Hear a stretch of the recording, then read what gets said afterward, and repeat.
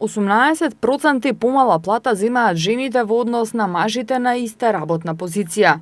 Овој јаз во паричното вреднување на трудот меѓу мажите и жените постои во светски рамки. За оваа појава во јазот на платите придонесуваат повеќе фактори, но како главен се смета улогата на жената во општеството како мајка и онаа која се грижи за останатите членови на семејството. Но тука се и предрасудите, стереотипите, родово предодредувачки улоги, неплатената работа на жената во домот. За факторите, препреките, но и мерките кои се преземаат за надминување на јазот се дебатираше и на настанот кој се одржа во Скопје на тема 18% помалку вредни. Јазот во платите на мажите и жените во организација на Центарот за истражување и креирање на политиките. Повеќето жени во земјава избираат одредени професии кои се административни, имаат покусо работно време, кои не им предизвикуваат голем замор за да можат потоа да заминат на второто работно место, грижата за домот, децата и постарите членови од нивното семејство, нешто за кое не добиваат паричен надомест.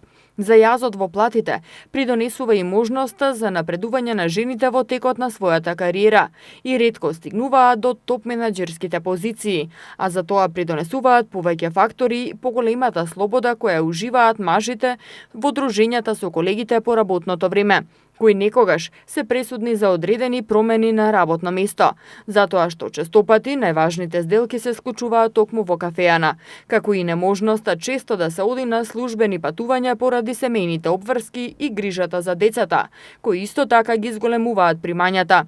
Па од таа причина разлики во платите за иста позиција креираат и дополнителните бенефиции, кои најчесто ги користат мажите поради нивната општествено прифатена улога кај нас, а која е поврзана со поголемата слобода што ја уживаат.